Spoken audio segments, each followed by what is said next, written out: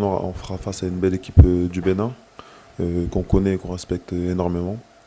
On a analysé un peu leur match. Ils ont fait un très beau match contre la RDC, où je ne sais pas s'ils méritaient forcément de perdre. Et ils ont gagné aussi face au Botswana. Donc s'ils sont là, c'est pas par hasard. Et on sait qu'ils vont essayer de tout faire pour nous mettre en difficulté. Donc ce sera à nous de jouer à notre niveau et de remporter ce match. Ici. Bonjour coach, je suis Mamoudou Ndiaye de la télévision Futur Média Sénégal. Coach, malgré les occasions créées, les attaquants ont encore manqué d'efficacité face à la RDC. Comment expliquez-vous ce déficit et quelles solutions envisagez-vous pour être plus clinique face au Bénin?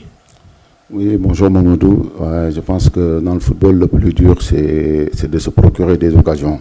Et on y travaille, on obtient des occasions. Maintenant, comme vous l'avez dit, il faut les concrétiser. Et comme on dit aussi dans le football, le dernier geste appartient aux joueurs. Je pense que les joueurs, ils sont tellement déterminés et envie de savourer un but qu'ils se concentrent. Mais malheureusement, parfois, ça ne va pas au fond. Et parfois aussi, il y a un bon gardien en face. Et après aussi, ça peut nous mettre aussi en danger. Maintenant, on s'est bien préparé, on a travaillé devant le but, on essaye d'améliorer les choses. Espérons que demain, ça va payer. Question. Là-bas, derrière, au milieu. Là-bas, au milieu.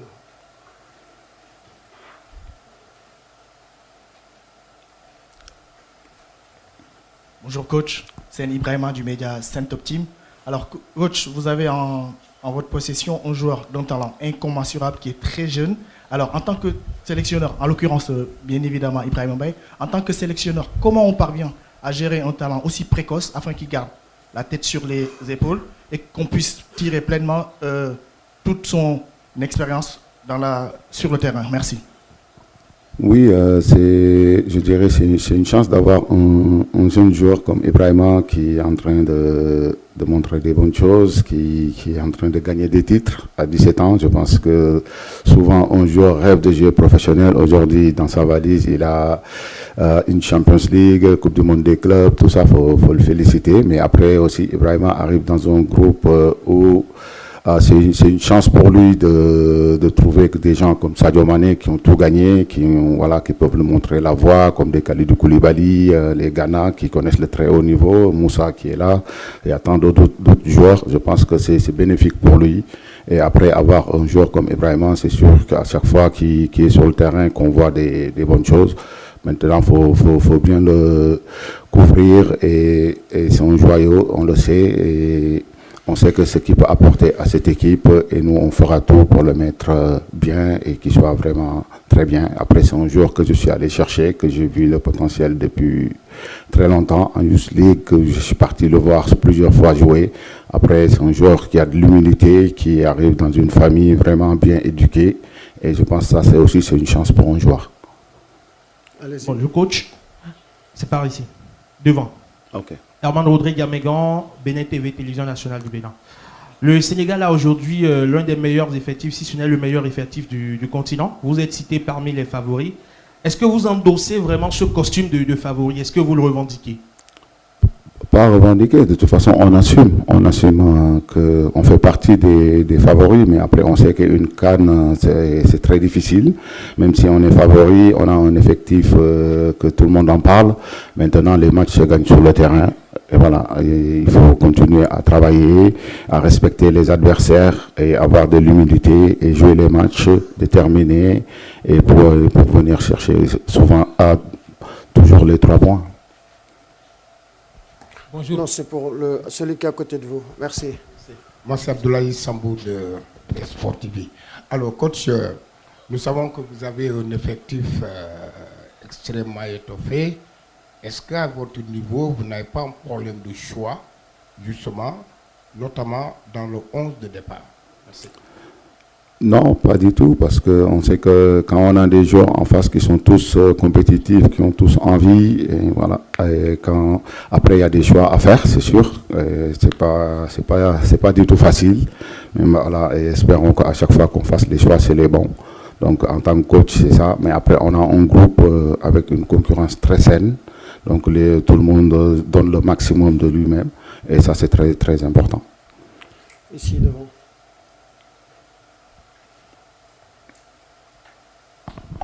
Bonjour coach, bonjour Moussa, Malan Sané des Sport TV. Coach, ma question est la suivante. Sur les 2 matchs que le Sénégal a livrés, pensez-vous que vous avez trouvé l'équilibre dans l'entrejeu sur cette organisation de 4-2-3-1? Merci. Oui, si on regarde sur certains aspects, bonjour Malang déjà, si on regarde sur les contenus des matchs, je pense qu'il y a eu l'équilibre, mais après dans un match, il y a eu beaucoup de phases. Parfois, on peut faillir sur certaines choses. Après, ça sert à ça de régler ça tactiquement. Maintenant, on a bien revu nos 2 matchs. On a vu qu'il y a certaines choses à régler. On est en train de travailler là-dessus. On va passer maintenant au joueur Moussa Niakate, ensuite on reviendra au coach. Oui, par ici. Bonjour Moussa, je suis Prosper Vondienko, Radio Cap FM Cotonou. Alors, dans ce groupe, c'est certainement le Sénégal qui est la meilleure équipe, l'équipe favorite. Quand on veut jouer contre un outsider en tant que joueur, comment on prépare cette rencontre? Lorsqu'on veut jouer contre l'équipe qui n'a pas forcément le même niveau que soi, comment vous préparez cette rencontre? Parle un peu plus fort, s'il te plaît, je crois, pour le micro. Bonjour. Écoutez, on a l'habitude de jouer sur le continent, que ce soit en qualification pour la Coupe du Monde, qualification pour la Coupe d'Afrique ou dans les compétitions. Et souvent, on joue contre des équipes, on va dire au classement FIFA, qui sont en dessous de nous, parce qu'on est la 2e. Mais nous, on réfléchit pas comme ça en tant que joueur. En tant que joueur, on est là pour remporter chaque match. Et on respecte tous les adversaires, c'est ça qui fait notre force, avec beaucoup d'humilité. Et c'est la meilleure manière de faire quand on joue contre une équipe dite outsider, comme vous venez de le dire.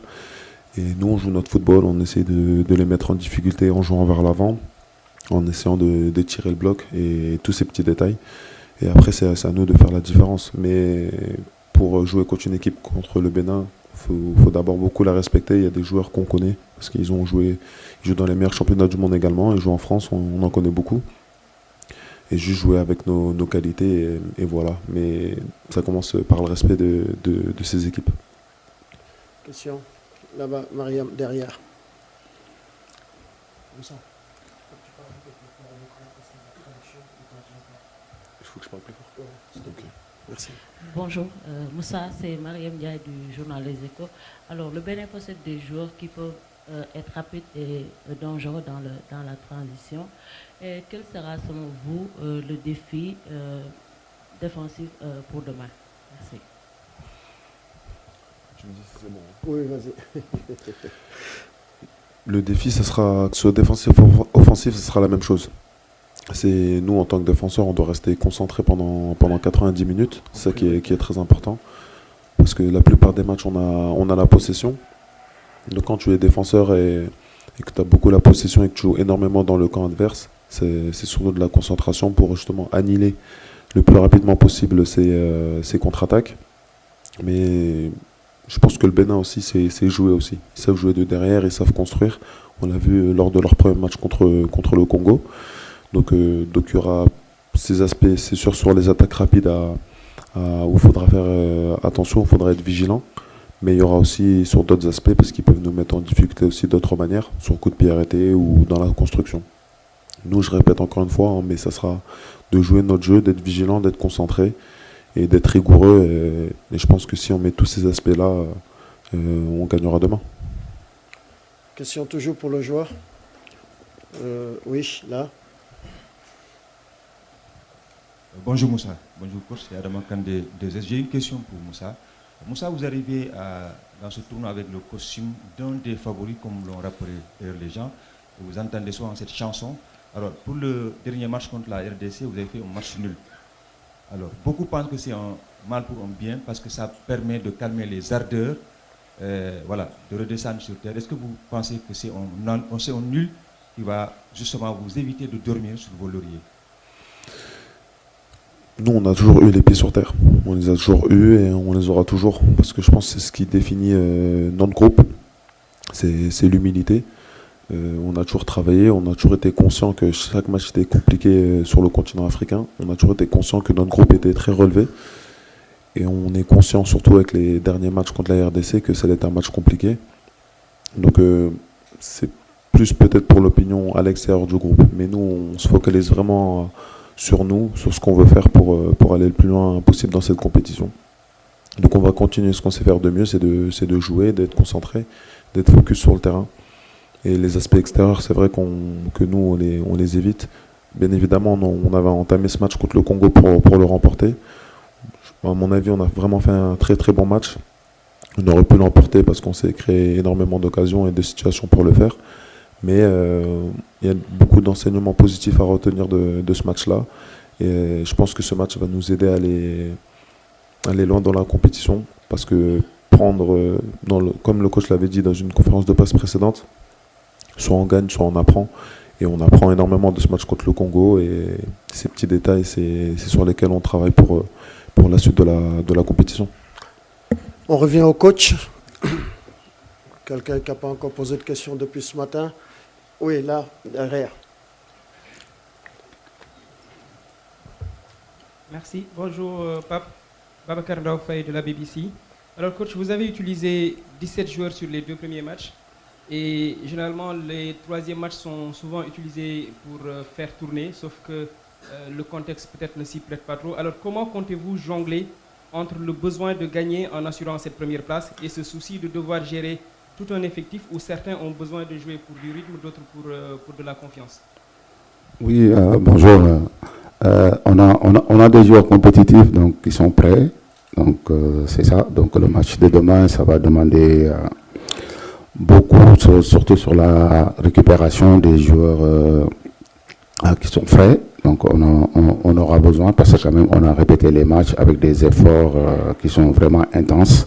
Maintenant on verra bien, on est en train d'étudier, de voir qu'est-ce qu'on fera demain, qui sera la meilleure des choses.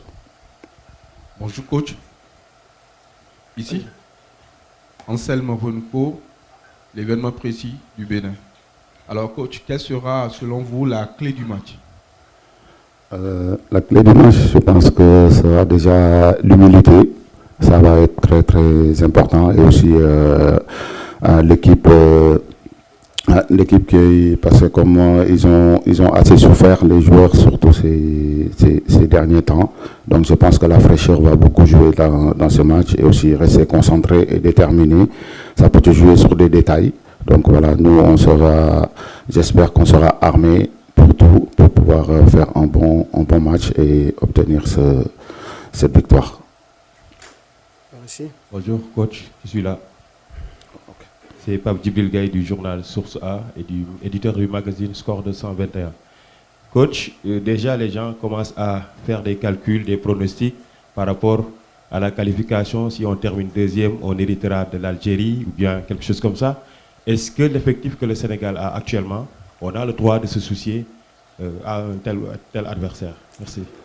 Bonjour Pape Djibril, bonne question. Je pense que, comme vous le dites, depuis tout à l'heure, les questions arrivent en disant Sénégal, fait partie des favoris. Je pense que quand on est favori, on ne doit pas se soucier de ce genre de choses. Donc nous, demain, on a un match important à jouer. C'est sûr, on veut prendre les 3 points. Après, on verra ce qui se passera là-bas.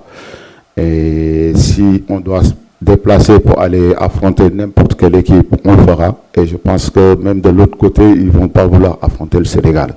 Donc nous, on est prêts et armés. C'est sûr qu'on va rester ici à Tanger. Donc il faut faire demain un gros match face à une belle équipe du Bénin qui a montré vraiment des très bonnes choses. Et surtout dans la possession et dans les transitions, il faut qu'on soit vraiment prêt et déterminé pour aller chercher cette victoire. Après, on verra. Donc, dans une compétition, je pense qu'il ne faut pas avoir à faire des calculs. Il faut jouer les matchs. Après, on verra derrière. Allez-y, Adia, vous avez le micro, coach. Bonjour coach. Je suis là. Bonjour coach. Bonjour Moussa. Alors, tout à l'heure, Steve Mounier, capitaine du Bénin, a affiché ses ambitions. Pourquoi pas prendre la première place de ce groupe? Désormais, vous êtes attendu. Coach, quel message fort vous allez d'abord envoyer à vos joueurs, mais surtout, aux Sénégalais qui vous entendent, qui sont tous derrière cette équipe? Oui, bonjour Adia. Je pense que le message fort, les joueurs le savent, donc on en parle tout le temps, donc on sait. On peut déjà, en premier, c'est prendre match par match. Aujourd'hui, quoi qu'on peut se dire, on est premier du classement. Donc demain, on a un match difficile et qui nous attend. Donc on sait que si on respecte nos plans de jeu et aussi les joueurs au maximum d'eux-mêmes, on a toutes nos chances pour gagner ce match. Mais maintenant, un match n'est jamais gagné d'avance. Et on va rester concentré et pour pouvoir obtenir cette victoire et pouvoir garder la première place du groupe. Question. Là-bas, derrière, Latif. Bonjour coach, Abdelatif Diop au Challenge Sport. Coach, pour être clair, la question est simple. Est-ce qu'on peut s'attendre à une titularisation d'Ibrahim Mbaye demain contre le Bénin? Bonjour Abdelatif. Moi je préférais même, tu me dis, coach, donnez-moi l'équipe qui joue demain. Mais malheureusement, vous êtes obligé d'attendre demain. Ok. Là, le derrière, ouais. Au milieu, devant. Leroy, je reviens vers vous après. C'est d'abord lui, ensuite je reviendrai vers vous. Bonjour coach, c'est Hassan Ba, ITV Sénégal. Coach, avant le début de la compétition, les principaux atouts offensifs du Sénégal étaient Iliman Ndiaye et Ismaïla Sarr. Mais depuis le début de la compétition, leurs prestations sont en deçà des attentes. Donc, est-ce que cela n'est pas dû à leur position, du fait qu'ils évoluent à des postes où ils n'ont plus des habitudes, comme Ismaïla à droite et Iliman à meneur de jeu? Oui, bonjour. Iliman à droite, Iliman c'est un joueur intelligent, Ismaïla pareillement, donc je pense qu'ils peuvent jouer dans tous les postes au front de l'attaque. Et aussi, ils ont la liberté de permuter, eux tous. Donc moi, ma ligne d'attaque, ils ont cette liberté, c'est sûr. Ben, après, si vous dites que c'est vrai que Ismaïla, on pouvait attendre, si vous dites qu'il n'a pas été à la hauteur, c'est sûr que Ismaïla qu'on connaît ces derniers temps, on ne l'a pas encore vu. Espérons qu'on va le retrouver le plus rapidement possible parce que c'est quelqu'un qui investit dans le collectif, qui se donne à fond. Malheureusement, il n'a pas encore la réussite et nous, on est là pour l'accompagner, pour l'aider avec Iliman. Espérons que ça peut se débloquer peut-être demain ou dans les autres matchs qui arrivent. Alors, on revient aux joueurs. Ensuite, je reviendrai vers le coach pour les derniers sets de questions. Oui, ici, pour le joueur. Bonjour Moussa, Dias Essam de RFI. Moussa, vous formez la charnière centrale avec Kalidou Koulibaly qui va disputer sa 5e sélection demain. Moi, je voulais savoir personnellement qu'est-ce que cela fait d'évoluer avec un joueur pareil et puis quel regard vous portez sur sa carrière. Avant tout, c'est un honneur de pouvoir jouer à ses côtés. Je parle en mon nom, hein, mais je pense que beaucoup seront d'accord de l'un des meilleurs défenseurs du monde, surtout sur ces 15 dernières années. Mais plus que parler de footballeur, c'est un homme incroyable qui accueille les jeunes, comme vous avez parlé d'Ibrahim Mbaye tout à l'heure, mais quand moi je suis arrivé il y a 4 ans, c'était pareil. Que ce soit lui, Edouard, Ghana ou Sadio. Et Kouli, c'est vraiment la classe. C'est la classe sur et en dehors du terrain.